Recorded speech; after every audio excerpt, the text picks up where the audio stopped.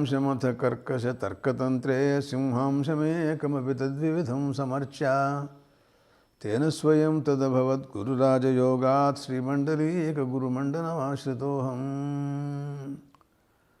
శ్వేతాశ్వతరోపనిషత్తు పరమాత్మ స్వరూపం ఎంతో ఉపమానాలతో సహా గొప్పగా విచారణ చేస్తోంది. పరమాత్మ రుద్రుడు అనే శబ్దం చేత కూడా పరమాత్మే చెప్పబడతారు అని కూడా చెప్పింది. రుత్ అంటే వైదిక శబ్దమని, తంద్రవతి ప్రాప్నోతీతి వేద ప్రతిపాద్య రుద్ర, వేదైక ప్రతిపాద్యమైనటువంటి పరమాత్మే రుద్రుడు అనే అభిప్రాయాన్ని కూడా శంకర భాష్యంలో శంకరాచార్యులు వారు అంగీకరించి ఉన్నారు. వారిని గురించి, అటువంటి రుద్రస్వరూపాన్ని గురించి వివరణ ఇస్తూ ఆ పరమాత్మ స్వరూప విశేషాలను గురించి మాట్లాడుతూ శ్వేతాశ్వతరోపనిషత్తు తృతీయాధ్యాయం 5వ మంత్రంలో యాతే రుద్ర శివా తనూరఘోరాపాపకాశిని తయానస్తనువాసంతమయా గిరిశంతాభిచాకశీ అనేటటువంటి మంత్రంలో పరమాత్మ స్వరూపాన్ని గురించి ఇలా అంటుంది. పరమాత్మ రుద్రస్వరూపంలో ఉన్నారు. రుద్రుడు ఆయన. రుద్రుని గురించి కర్మకాండలో తస్యైతే తనువో ఘోరాన్యా శివాన్యా అంటూ ఆయనకి 2 శరీరాలు ఉన్నట్లుగా వర్ణించింది. ఘోరమైనటువంటి తనువు ఘోరాన్యా శివాన్యా, మంగళప్రదమైనటువంటి శరీరం ఒకటి, ఘోరమైనటువంటిది ఒకటి. మరో చోట అఘోరాపాపకాశిని అని ఇక్కడే యాతే రుద్రశివా తనూరఘోరాపాపకాశిని అనే ఈ మంత్రంలో అఘోరా అని కూడా అంది. శివ అఘోర అనేటటువంటి విశేషణాలు రెండింటిని కూడాను చెప్పింది. ఇక్కడ ఆయన గిరిశంత అని ఒక విశేషణం కూడా ఉంది. మామూలుగా అయితే కైలాసవాసి శంకరుడు అని అర్థం చెప్పేటట్టయితే గిరి శబ్దానికి కైలాసము అని అర్థం చెప్పి అక్కడ వారు ఉంటూ ప్రాణివర్గానికి శం సుఖం తనోతి, ప్రాణివర్గానికి అంతటికి కూడాను సుఖాన్ని ఇస్తున్నాడు అని అర్థం చెప్పడం ఒక రకంగా ఉంది. కానీ ఇక్కడ అఘోర అంటం చేత ఘోర సంసార నివర్తిక అని అర్థం చెప్పారు భాష్యంలో. భయంకరమైనటువంటి సంసారం అనగా అహంకార మమకారాదులు, కామక్రోధాదులు, లోహమోహాదులు, ఇలాంటి భయంకరమైనటువంటి వృత్తులు, చిత్తవృత్తులు, వాటి వలన మానవుడు అనుభవించేటటువంటి దుఃఖాలు, అవి వాటన్నిటినీ కూడాను పోగొడుతుంది. బ్రహ్మాహం అపహత పాప్మ, అయం బ్రహ్మ అపహత పాప్మ అని ఒక శృతి, బ్రహ్మాయం అపహత పాప్మ అని ఒక చోట ఉంది.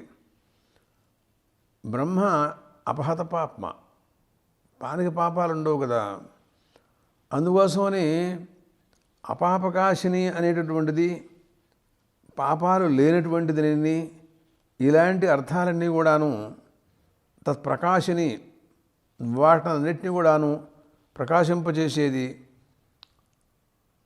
దుస్తరమైనటువంటి గిరి శబ్దానికి ఇక్కడ సంసారము అని అర్థం రాశారు.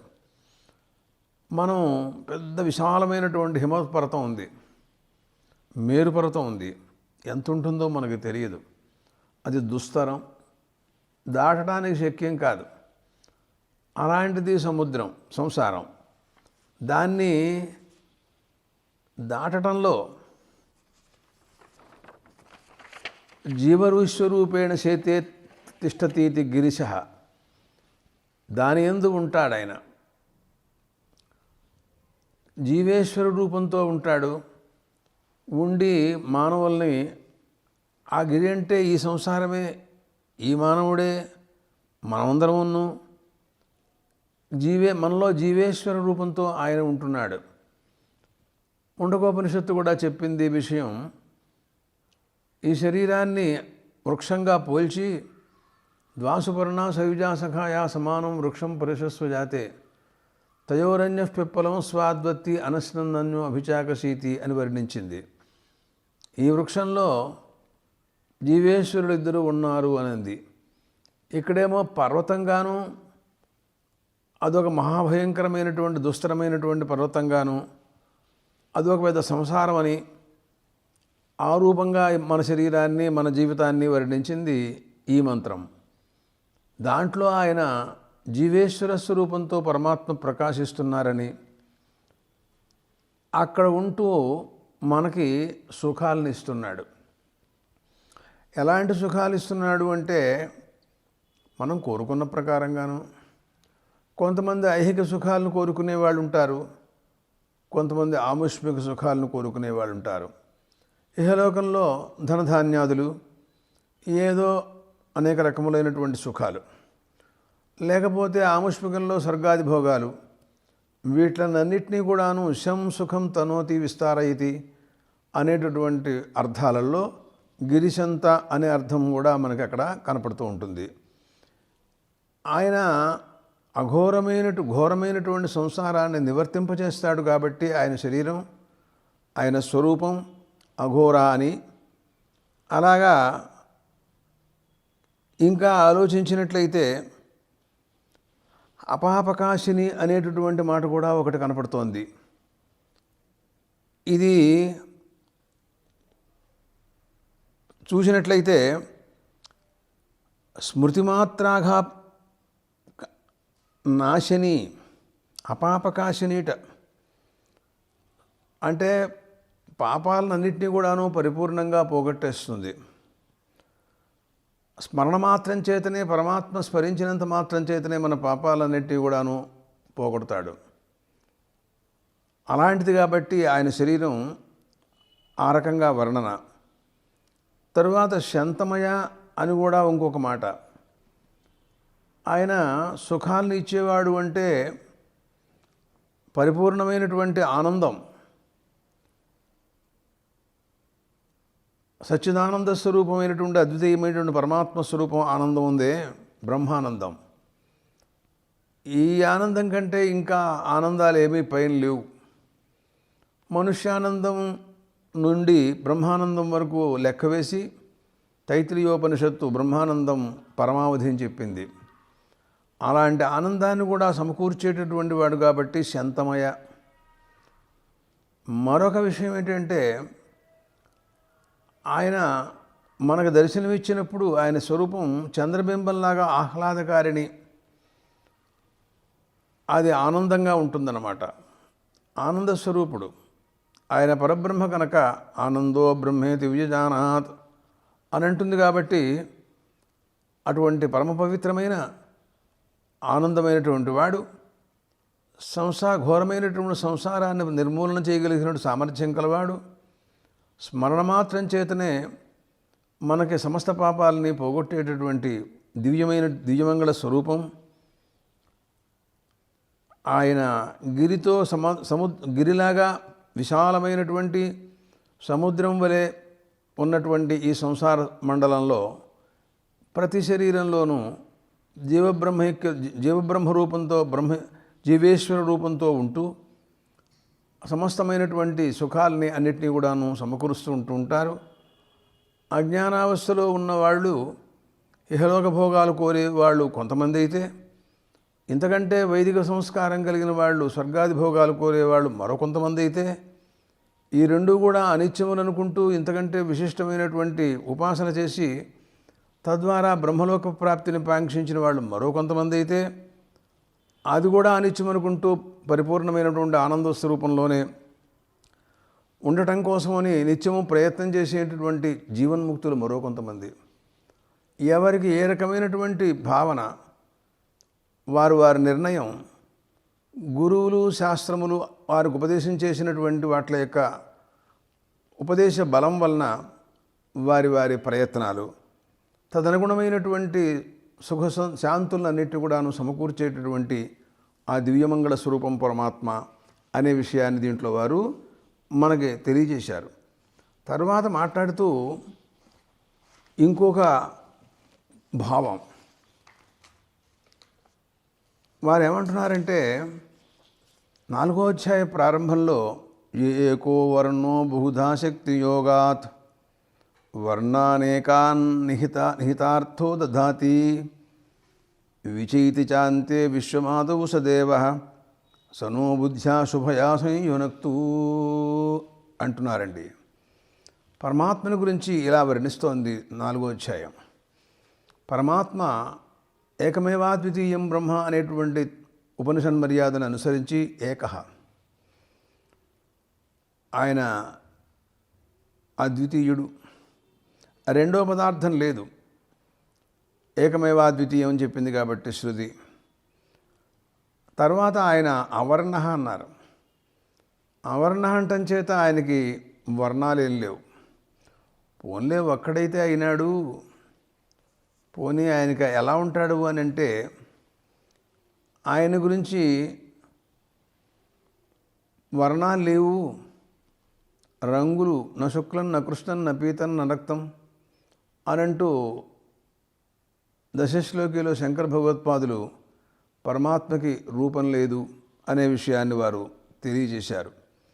అదే అరూపమస్పర్శ అశబ్దమస్పర్శం అరూపమవ్యయం అనేటటువంటి ఉపనిషద్వాక్యం కూడా పరమాత్మకు రూపం లేదు అని చెప్పింది. ఈ వర్ణ శబ్దానికి అర్థం ఆశ్రమాలు లేక జాతి, బ్రాహ్మణ్యాది వర్ణాలు ఇలాంటి అర్థాలు చాలా చెప్పడానికి అవకాశాలు ఉన్నాయి. అవి కూడా ఏమీ లేవు ఆయనకి. అందుకోసమని అవర్ణ అని విశేషణం ఇక్కడ కనపడుతోంది. శంకర భగవత్పాదులు దశశ్లోకిలో మాట్లాడుతూ నవర్ణాశ్రమాచార ధర్మ నమే ధారణ ధ్యానయోగాదయోపి అని అన్నారు. నేను కేవలం అద్వితీయమైనటువంటి ఆత్మస్వరూపం శివకేవలోహం అని చెబుతూ అట్టి నాకు వర్ణాశ్రమ ధర్మాలు లేవు అన్నారు వారు. వర్ణమే లేదు, ఆశ్రమం లేదు. నిర్గుణమైన ఆత్మస్వరూపమైనటువంటి వాడికి అధ్యాసే లేనప్పుడు నేను కర్తని, భోక్తని, బ్రాహ్మణుని, క్షత్రియుణ్ణి, వైశ్యుణ్ణి అని చెప్పుకునే మాటలే లేనప్పుడు వారికి వర్ణములు ఏమిటి, జాతి ఏమిటి, గుణాలు ఏమిటి, ఏముంటాయి? ఉండవు. కాబట్టి వారు ఆ శ్లోకాల్లో ఆ విషయాలు తెలియజేశారు. అదే విషయాన్ని మాట్లాడుతూ 4వ అధ్యాయం ఏకో వర్ణో బహుధా శక్తి యోగాతు, ఆయనకి వర్ణాలు కానీ జాతి కానీ ఏమీ లేవు. కానీ శక్తి యోగం, మాయాశక్తి ప్రభావం చేత బహుధా అనేక రూపాలతో పరమాత్మ ప్రకాశిస్తున్నారు, కనపడుతున్నారు. కానీ వర్ణానేకాన్ నిహితార్థో దధాతిటండి. అలాంటి వాడైనా కూడాను ఈ లోకంలో అనేక రకములైనటువంటి బ్రాహ్మణ, క్షత్రియ, వైశ్యాది వర్ణములను, బ్రహ్మచర్యం, గృహస్థాశ్రమం, వానప్రస్థం ఇలాంటి ఆశ్రమములను, వాట్ల ధర్మాల్ని అన్నిటిని కూడాను ఆయనే తయారు చేసేట. గీతలో అన్నారు పరమాత్మ, చాతుర్వర్ణ్యం మయా సృష్టం గుణకర్మ విభాగశః తస్య కర్తారమపి మాం విద్ధి అకర్తారమవ్యయం అన్నారు. అందువలన ఆ రకంగా వాటన్నిటిని అనేకములైనటువంటి వర్ణాలని సృజించారట. ఎందుకండి ఇలాంటి పని చేశారు ఆయన? దానివల్ల ఏదైనా ప్రయోజనం ఉంటుందా పరమాత్మకి అనంటే నిహితార్థో దధాతి అనంటోంది తర్వాత వాక్యం. నిహితార్థో దధాతి అంటే అర్థం ఏంటో తెలుసిన? అగృహీత ప్రయోజనక, ఏమీ ప్రయోజనం లేదన్నమాట. అంటే స్వార్థం ఏమాత్రమూ లేదు, స్వార్థం లేశం కూడాను లేకుండానే పరమాత్మ వీటన్నిటిని కూడాను సృజించాడు. లోకంలో ఒక మాట ఉంది, ప్రయోజనం అనుద్దేశ్య నమందోపి ప్రవర్తతే అని ఒక మాట ఉంది. ప్రయోజనం లేకుండా ఎవడు ఏ పని ఎక్కడ ఏం చేయడు అని. ఇది సామాన్యం వాక్యం, ఇది సామాన్య పురుషుల విషయంలో చెప్పిన మాట, కానీ పరమాత్మ విషయంలో చెప్పిన విషయం కాదు. ఆయన జీవకోటిని అనుగ్రహించాలని, వారి వారి కర్మానుగుణమైనటువంటి దేహేంద్రియ సంఘాతాలని సమకూర్చాలని, అందుకోసమనే లోకాలన్నిటి కూడా సృజించాలని ఐతరేయోపనిషత్తు సృష్ట్యాదిలో పరమాత్మ ఏ రకంగా సృష్టి చేశారో దాని విధానం అంతా ఎంతో విశాలంగా విపులంగా ప్రపంచాన్ని చెప్పింది. దాని తర్వాత విరాట్ పురుషుణ్ణి ప్రాతిష్వికంగా అనేక మంది జీవకోటినన్నింటినీ కూడాను ఏర్పాటు చేసినట్టుగా మనం ఐతరేయోపనిషత్తులో వింటూ ఉంటాం. అందువలన ఆయన వర్ణానేకాన్ నిహితార్థో దధాతి. విచైతి చాంతే విశ్వమాధవు సదేవ సనో బుద్ధ్యా శుభయా సంయునక్తు. ఆయన సృష్టియాదిలో ఆయన ఉండి చేశారు. మధ్యలో ఆయనే ఈ జీవకోటినంతటిని అనుగ్రహిస్తున్నారు. మళ్ళీ ప్రళయకాలంలో తనలో లీనం చేసుకుంటున్నారు. ఎవరైనా కొంతమంది ఈలోపు గురువులు వేదశాస్త్రముల యొక్క సంప్రదాయ ప్రకారంగా వాళ్ళు ప్రయత్నాలు చేసినట్టయితే జీవన్ముక్తులైతే కావచ్చు, అదృష్టం. లేకపోతే మళ్ళీ తిరిగి ప్రళయకాలంలో పరమాత్మలో లీనమవుతారు. ఇలాంటిది ఉంటుంది. అటువంటి పరమాత్మ మాకు శుభమైనటువంటి, అనగా బ్రహ్మానుసంధానమునకు తగినటువంటి పరిపూర్ణమైన ఆనందాన్ని కలగజేసేటటువంటి స్మృతిని, బుద్ధిని మాకు సంయోజన చేయుగాక అని ఈ రకమైనటువంటి ప్రార్థన దీంట్లో మనకు కనపడుతోందండి. తరువాత మాట్లాడుతూ శ్వేతాశ్వతర మంత్రం అజామేకాన్ లోహిత శుక్లకృష్ణాం బఫీం ప్రజాంజనయంతి గుంసరూపాం అజోహ్యేకో జుషమాణో నుషేతే జహాచ్చేనాం భుక్తభోగామజోన్య అని అంటోంది. అంటే ఛాందోగ్యోపనిషత్తు చెప్పిన ప్రకారంగా తేజోబన్నములు అగ్ని, ఉదకం, పృథివీ. ఆ రకంగా ఇక్కడ కూడాను లోహిత శుక్లకృష్ణాం పరమాత్మ సృష్టిస్తూ మూడు భూతాలను సృజించినట్టుగా ఛాందోగ్యం లోహిత శుక్లకృష్ణాం అనింది. లోహిత శుక్లకృష్ణాం అంటం చేత లోహితం అంటే అగ్ని యొక్క రూపం,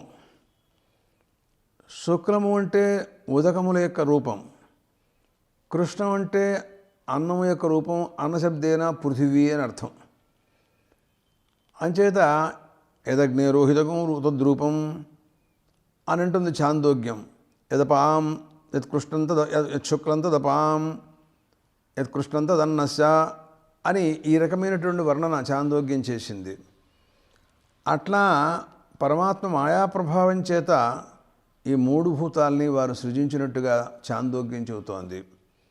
దానికి ఈ మంత్రం కూడా బలమిస్తుంది. లోహిత శుక్లకృష్ణాం అని అంటున్నాడుగా అని ఒక అర్థం. లేక అది కూడా సమంజసమే. ఈ మూడు భూతాలు ప్రధానంగా ఉన్నప్పుడు అన్న శబ్దం ఉంది కాబట్టి పృథివీ నుండి మనకు అన్నం వస్తోంది. ఓషధులు చాలా విచిత్రమైనటువంటి పంట. మానవాళికానికి ఆహారం ఏదో అదంతా కూడా భూమండలం నుంచి మనకి ఏర్పడుతోంది. వాటిని మనం ఆహారంగా తీసుకుంటున్నాం. దానికి మూలం ఏమిటంటే ఉదకం. ఉదకం లేనిదే నీకు పంట రాదు. అందుకోసమే ఐతరేయోపనిషత్తు ఉదకంతోనే ప్రారంభించింది. భూతాలలో నీళ్లు లేనిదే అసలు నీకు పంటే పండదుగా. భూమి లోపల నీళ్లు ఉన్నాయి.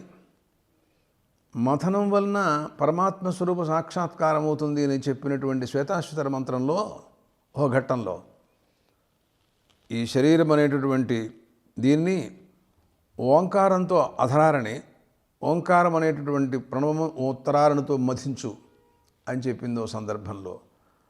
అట్లాగా ఉదకముల కోసమని ఖననం, తవ్వటం అనేటటువంటి మథనం చేసినట్లయితే భూమిలో ఉన్నటువంటి ఉదకం నీకు బయటకు వస్తుంది. నీళ్లు ఎప్పుడు కూడా సిద్ధంగా ఉన్నాయి కింద. అందుకోసమనే వారు ఏం చెప్పారంటే భూమి పైన కొన్ని లోకాలు, కింద లోకాలు, అన్ని లోకాల్లో కూడా ఉదకం ఉంది అని వర్ణించారు ఐతరేయోపనిషత్తులో. ఆ ఉదకం వల్లనే మనం నీళ్లు ఎన్ని చెట్లకు నీళ్లు పోస్తావు నువ్వు అసలు? అన్నీ అవే రకాలుగా అరణ్యాల్లో అనేక చోట్ల అలా వృక్షాలు పెరుగుతూనే ఉన్నాయి. ఎవరు పోసినట్టు వీటికి నీళ్లు? మన దొడ్లో ఏదైనా ఒక చెట్టు పెట్టి, క్షేత్రంలో మొక్కలు పెట్టి వాటికి నీటి కోసం మనం ప్రయత్నాలు చేస్తుంటాం. ఎక్కడ ఎండిపోతాయో అని మనం భయపడుతూ ఉంటాం. కానీ అక్కడ ఎవరు చూస్తారు? ఇదంతాను భూమే ఇస్తుంది, అంతా బలం ఇస్తుంది అన్నమాట. దానివలన ఎవరు ఏ రకమైనటువంటి ఆహారం కావాలనుకుంటే వారందరికీ కూడాను భూమాత అన్నాన్ని ఇస్తుంది.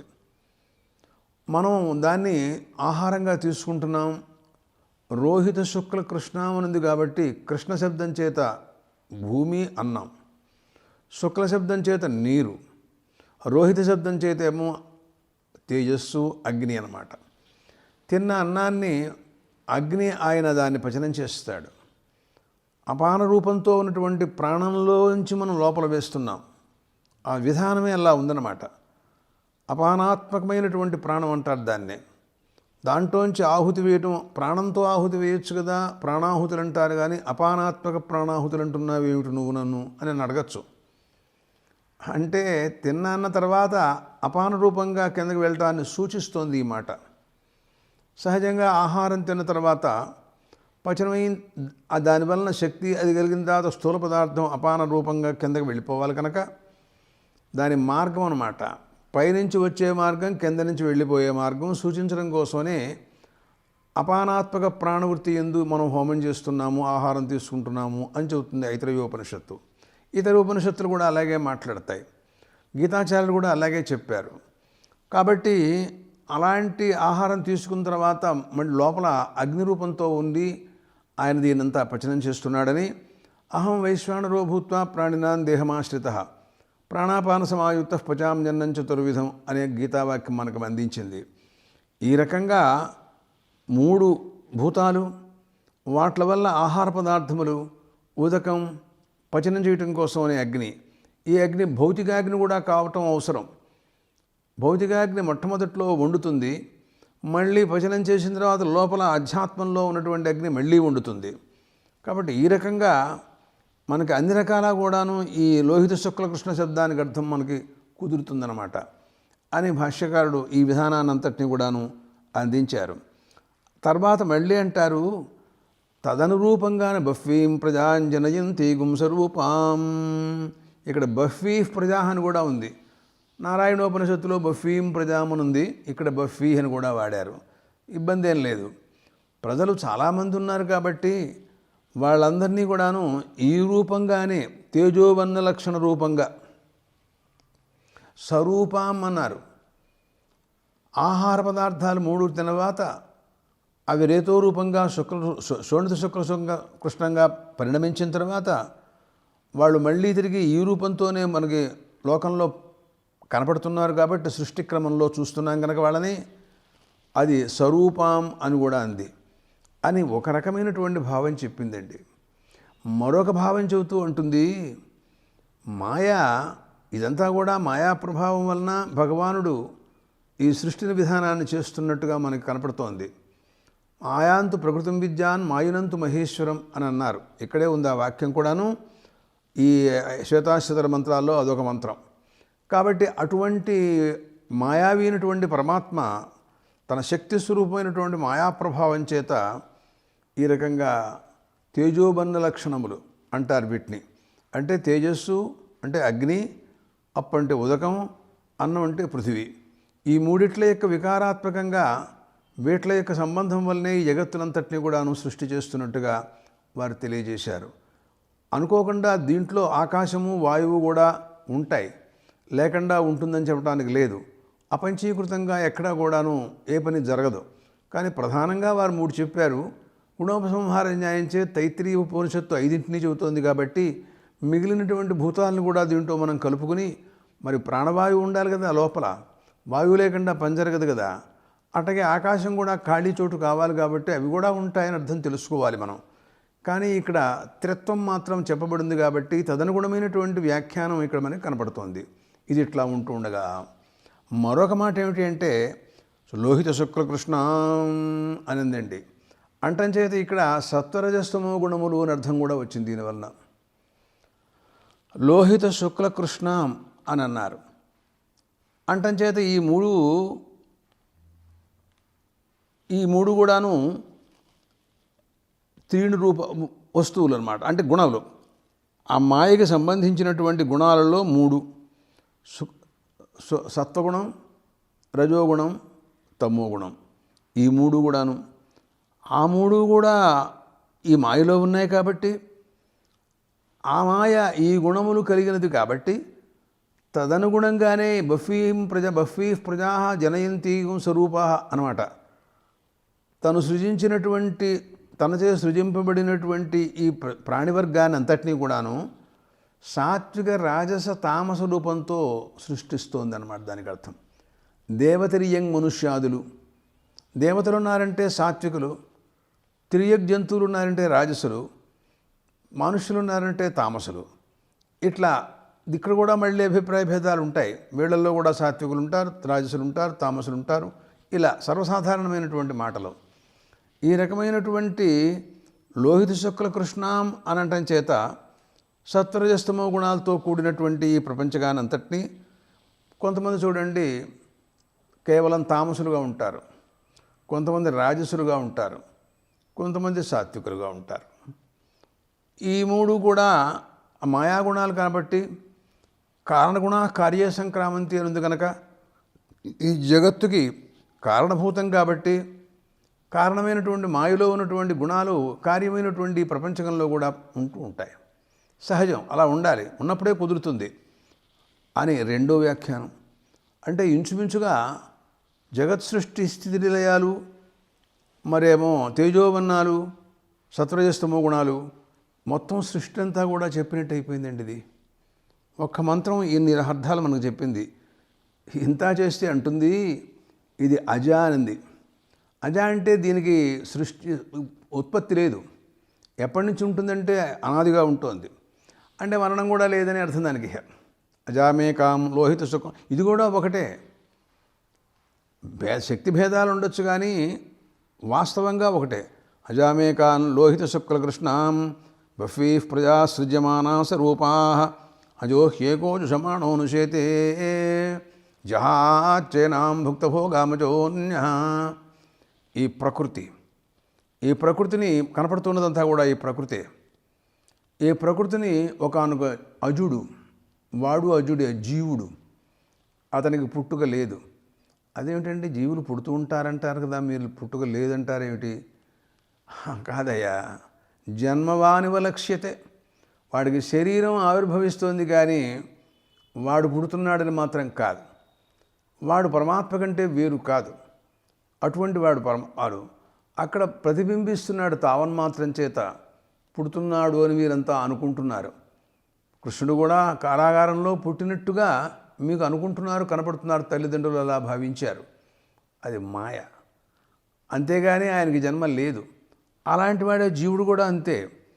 అలాగే మనం కూడా ఈ శరీరంలో తాత్కాలికంగా కొంతకాలం తింటూ ఉందాం అనుకుంటూ వచ్చాం. మనం ఐతరేయోపనిషత్తు చెప్పినట్టుగా వ్యష్టి శరీరాలను చూపించి మీకు ఏ శరీరం బాగుంటుంది అని గోవుని, ఒక గుర్రాన్ని తీసుకొచ్చి దీంట్లో ప్రవేశిస్తారా అని అడిగింది.